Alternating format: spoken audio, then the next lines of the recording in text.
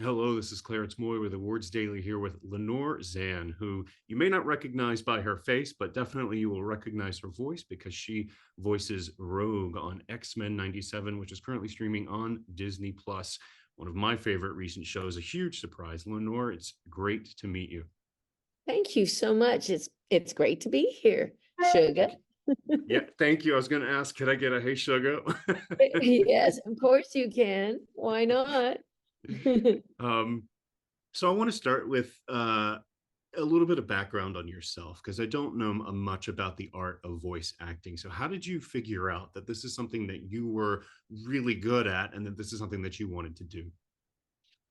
Well, first of all, I always say to people who ask about voice acting that voice acting is really just acting, Mhm. and the best voice actors started off in theater.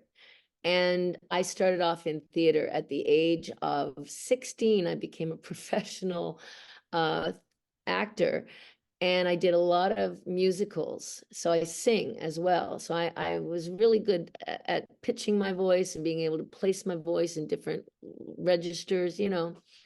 And so I did theater until I was about 19 when I was discovered and chosen to play Marilyn Monroe to star as Marilyn Monroe in a rock opera on the life of Marilyn Monroe. And I was only 19 when I got the part, 20 during rehearsals, turned 20. And then we opened, and I had to perform as Norma Jean Baker at the age of 16, the innocent going through the glory years of Marilyn Monroe when she's in Hollywood and a big movie star, through to the end when she was 36 and died of an overdose of pills and booze. So that's how I cut my teeth. Mhm. And that kickstarted my career in Canada. And I started getting movies and television offers. I did a lot of movies and TV, continued doing theater, and I didn't get into animation voiceover stuff till I was 31 when I started doing animation. And X-Men was only my second animated series. But I did win an award when I was 26 for my very first radio drama, which we did a lot of in Canada. And I won Best Actor award for Canada as like for just for my voice.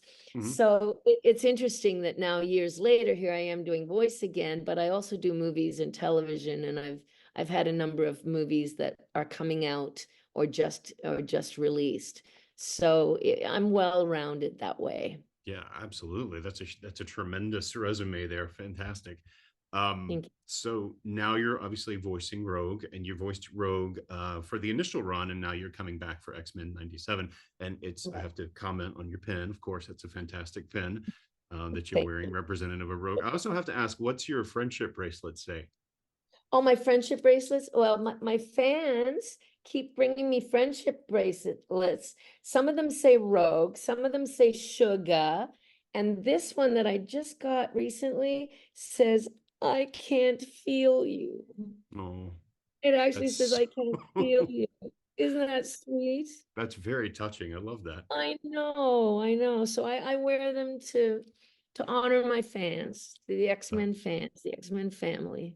That's great. So let's give people an understanding of what it's like to be a voice actor on X-Men. What does a typical day Mhm. look like for you?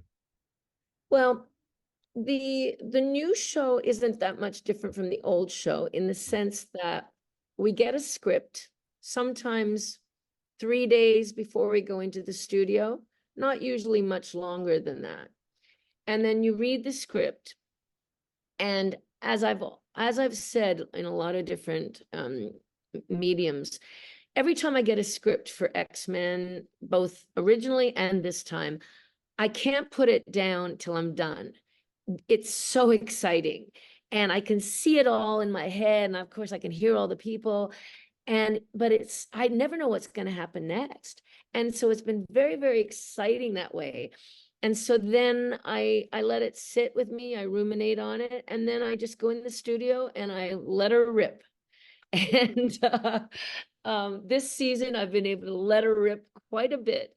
with episode 5 in particular, and episode 7, of course. And it's been so much fun, and also a great relief to be able to pour all my own anxiety and my own grief over losing a dear beloved niece who was only 17 when she passed away, Maya. She died about 8 months before I recorded episode 5. Oh, So wow. I was deeply grieving. Yeah. And I decided to put all of that angst and all of that grief and loss into my voice so that people could hear it. It would reverberate with them, resonate with them. And I figured that many people have lost loved ones because of COVID, because of Mhm. wars, because of all kinds of things. And I think so many people are suffering right now and suffering in silence that I felt like maybe with my voice, I can help heal them and have them, you know, have a cathartic and therapeutic experience. And it sounds like it's been working. So that's a good thing. It's good to It feel our feelings. it absolutely is, and that's such a touching way to honor your niece. Thank you. Because I appreciate that. I was going to ask how you modulate your voice, like where do you pull from to get to those darker moments of this series? Because this series did dramatically shift its tone from the original run, but it's pulling from your own personal life, which is truly remarkable. Thank you. And yeah, a lot of people said that when I said that last line, sugar, I can't feel you, that it just broke them. Mm, And I said, well, that's what it feels like. yeah. That's what it feels like. And a lot of people have shared with me that, they lost their mother or their father or their uncle or their brother or sister or loved one, through COVID, and they hadn't cried yet. They hadn't done it. And a lot of men were like, I almost cried when you did that. And I'm like, you almost cried, or did you really cry? They're like, yes, I cried. I cried. And they're like, oh, I'm so sorry. I'm crying now. I'm like, that's okay. That's good. Feel your feelings. And then they'll go, no, no, no, a man shouldn't. I said, no, no, no. Men feel too. Don't be afraid to express your emotions. That's healthy. And women, we need you to be healthy, and we need you to feel your own feelings. That's a good thing. And then I'll usually ask them if they want a hug, and they're like, yes, please. And I give them a great big hug. It might be 6'4", and I'm like, give them a big muscle hug. That's great. Yeah, I'm Yeah. I'm all about feeling the feelings myself, so that's good. Um, where did the voice of Rogue first come from? When did you first decide how she was going to sound? Well, my agent in Toronto at the time knew that I had played some Southerners in film and TV, Mhm. and also uh, I had done one animated series called Stunt Dogs about stunt people. And in it, I played a character named Sizzle, who was Southern. And so she said, Lenore, there's this new show. They're looking for a woman with a deep, husky, sexy voice who can do a Southern accent. And she said, that's you. So go and audition. And to be honest, I wasn't that interested in doing cartoons and animation at the time because I was doing film and TV and theater. I'd just done a play in New York off Broadway, and then Chicago the year before that. So I wasn't, like looking for animation. So I didn't go to the first auditions. I didn't go until they had the callbacks. And Mm. my agent called me up and said, Lenore, they're still looking for the right actress for that role. And I know they haven't found her because it's you. So get your ass in gear, get down there and audition. And I said, okay, okay. So I looked at the character when I got in the room, and there was a picture of her with her hand on her hip and her head back with the hair flying. And I went, oh, I can do that. I can do that. And so I just walked in the booth. I put my headphones on. The producers and director were in LA. I was in Toronto. And I just had one little paragraph that they had there for us to read. And it was, my daddy liked to kill himself when he found out I was a mutant. And it was, I remember I had me a boyfriend when I was 13. Had me a boyfriend till I kissed him. Poor boy went into a coma for 3 days, you know. And I just heard this screaming on the other end in the headphones in LA, and they were going, "Don't let her leave. That's Rogue. That's the one we've been looking for." So that's exactly how it happened. That's fantastic. You know, and I'm born and raised Southern, and at a very young age got rid of like just started Right. getting rid of my accent because Uh-huh. when you're from the South and you have that accent, people automatically assume your intelligence level is low. Right. Right. So, and I was so I was in a place where I needed to not sound like this, you know, like I was real from the deep South, but Right. it comes I out when I hear get angry. right. See, and I'm Australian originally. I was Oh wow. born in Australia and we moved to Canada when I was 8. Mm, So I had a thick Australian accent, and the kids all made fun of it mm. in school and often would ask me, what language do they speak in Australia? Because they couldn't understand me. But you know, a lot of Southerners say thank you so much for representing the South in such a strong way. And it's so nice to see a strong Southern woman who's not bigoted or stupid. And Exactly. right. And so I'm honored to be able to do that, because you can't paint a whole bunch of people with the same brush. Yeah. And if anything in X-Men teaches us, it's that. Totally agree. So looking back at the lines at what you've had to perform in X-Men 97, is it that last moment that you've talked about, I can't feel you, that was the most challenging for you? That whole scene, Mhm. was challenging because I had to relive my own experience of the months and months and months I'd been grieving my niece.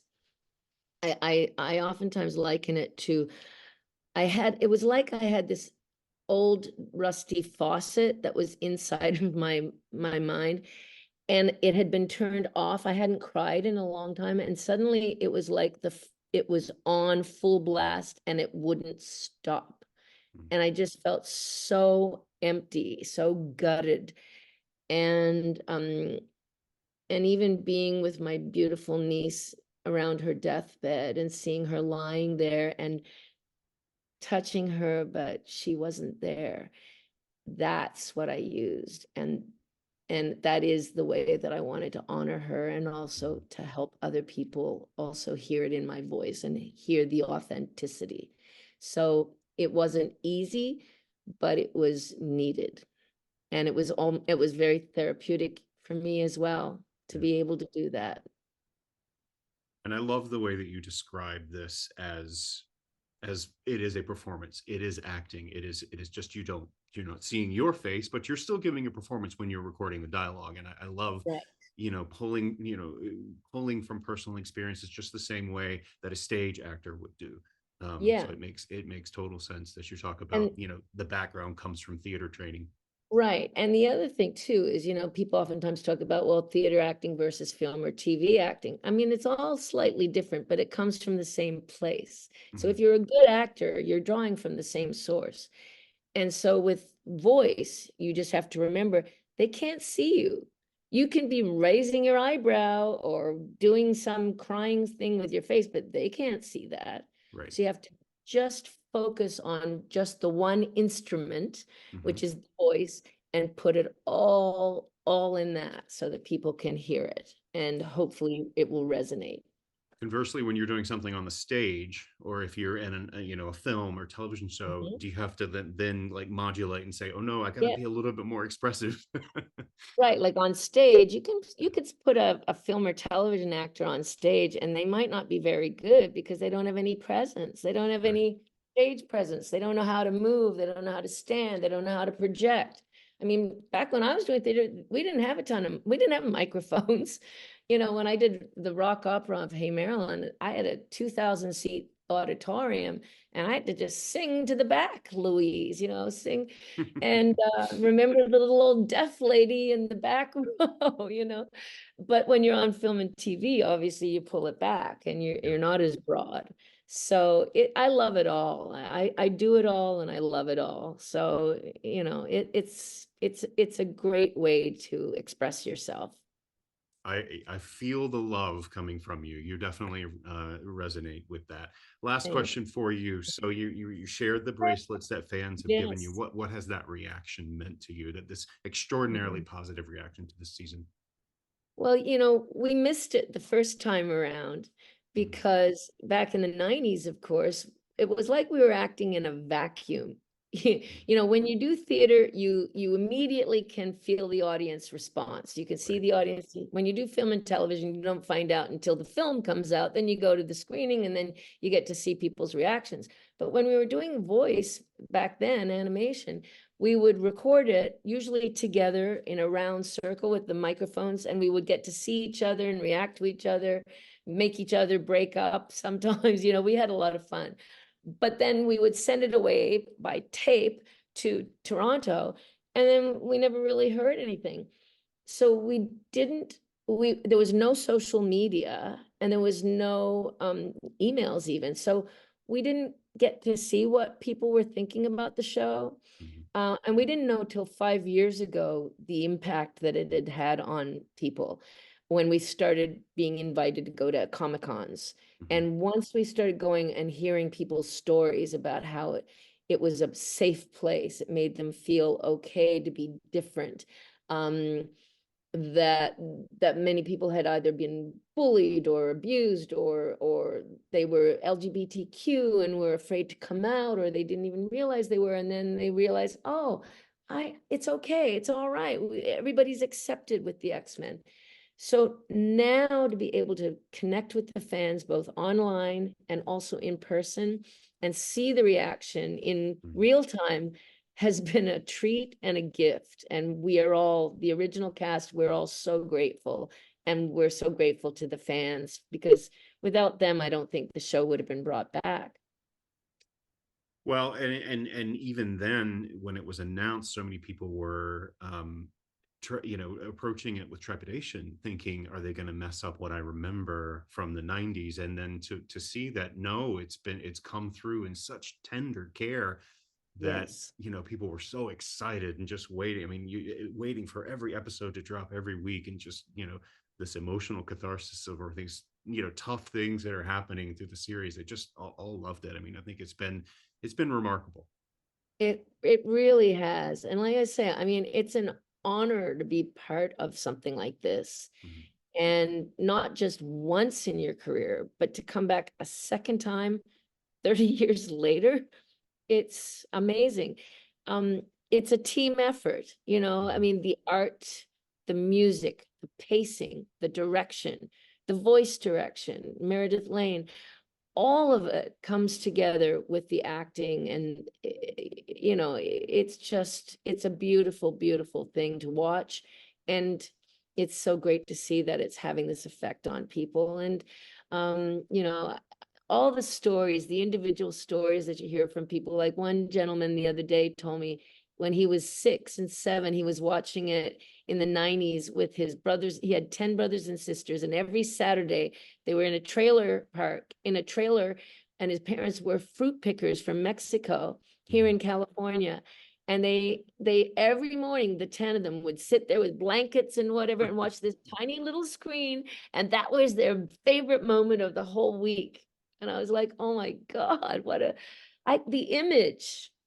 Yep. And he's like so grateful that we helped his childhood, and now he's got kids and he brought them to, he's watching the show with them. And it's nice that families are bonding over it too, that they're getting this opportunity to pass it on to the next generation and share it together. Well, you and the team have touched millions of people that way. So thank you for that. Thank you for the performance. Thank you for the time here today. Thank you so much. It's great to meet you. Great to meet you too, Sugar. Yes, sugar. We'll see you later, Bye bye. Clarence. Bye, love. Thank you.